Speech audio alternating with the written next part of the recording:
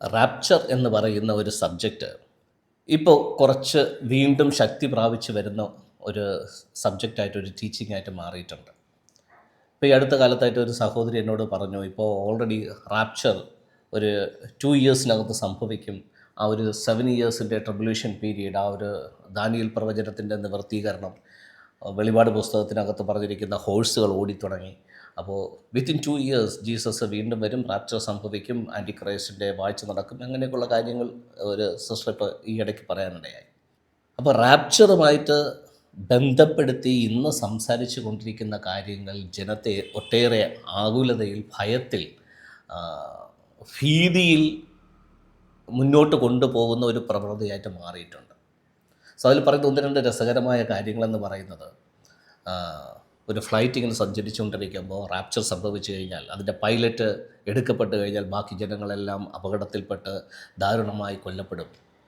ഒരു ബസ്സിൽ യാത്രക്കാർ പോയിക്കൊണ്ടിരിക്കുമ്പോഴത്തേക്ക് ബസ്സിൽ ഡ്രൈവർ എടുക്കപ്പെട്ട് കഴിഞ്ഞാൽ ആ ബസ് എവിടെയെങ്കിലും പോയി ആക്സിഡൻ്റായിട്ട് അതിനകത്ത് സഞ്ചരിച്ചുകൊണ്ടിരിക്കുന്ന ജനങ്ങളെല്ലാം ആപത്തിൽ ഏർപ്പെടും.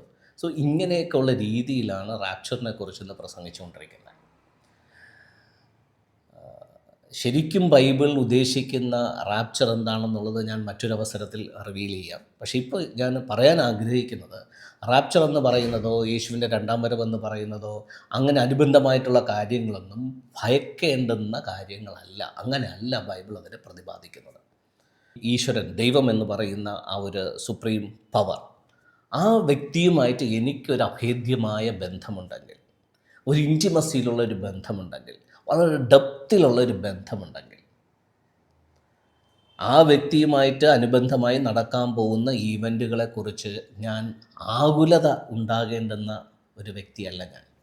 ഇപ്പോൾ ജീസസ് രണ്ടാമത് വരുന്നു എന്നിരിക്കട്ടെ, അതും ഒരു കണ്ടീഷനിലാണ്. രണ്ടാമത് വരുന്നു എന്നിരിക്കട്ടെ, റാപ്ചർ സംഭവിക്കുന്നു എന്ന് ഇരിക്കട്ടെ, ആ ഈവൻ്റ് നടന്നാലും നടന്നില്ലെങ്കിലും ഞാനും ജീസസും തമ്മിൽ വളരെ ക്ലോസ് ആയിട്ടുള്ള, വളരെ ഇൻറ്റിമസിയിലുള്ള ഒരു സൗഹൃദ ബന്ധമോ അല്ലെങ്കിൽ ഒരു ഒരു ഒരു ഒരു ഒരു പേഴ്സണൽ റിലേഷൻഷിപ്പിലോ ആണ് ഞങ്ങളെങ്കിൽ, റാപ്ചർ സംഭവിച്ചാൽ എന്താ, സംഭവിച്ചില്ലെങ്കിൽ എന്താ, യേശു രണ്ടാമത് വന്നാൽ എന്താ, വന്നില്ലെങ്കിൽ എന്താ, കാരണം എന്താ, ആ ഈവൻറ്റുകൾ എന്നെ ബാധിക്കുന്നില്ല. കാരണം ഞാനും ജീസസും തമ്മിൽ ഭയങ്കര ഒരു റിലേഷൻഷിപ്പിലാണ്.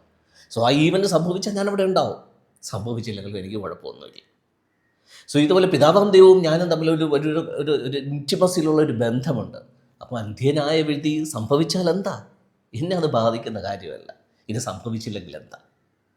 സോ ഈ വ്യക്തിബന്ധത്തിലേക്ക് ജനങ്ങളെ കണക്റ്റ് ചെയ്യാതെ, ആ ബന്ധത്തിനകത്തേക്ക് ജനങ്ങളെ കൊണ്ടുവരാതെ, ഇൻസിഡൻറ്റുകളെ പേര് പറഞ്ഞ്, സംഭവ വികാസങ്ങളുടെ പേര് പറഞ്ഞ്, വരും വരായികൾ പറഞ്ഞ് ജനങ്ങളെ പരിഭ്രാന്തരാക്കി, അവരെ ഭയപ്പെടുത്തി, അവരുടെ സമാധാനമായ സ്വസ്ഥമായിട്ടുള്ള ജീവിതത്തെ നശിപ്പിച്ചുകൊണ്ട് നടത്തിക്കൊണ്ടിരിക്കുന്ന ഇത്തരത്തിലുള്ള പ്രചരണങ്ങൾ, അതിനെ സുവിശേഷ പ്രചരണം എന്ന് പറയാൻ പറ്റില്ല.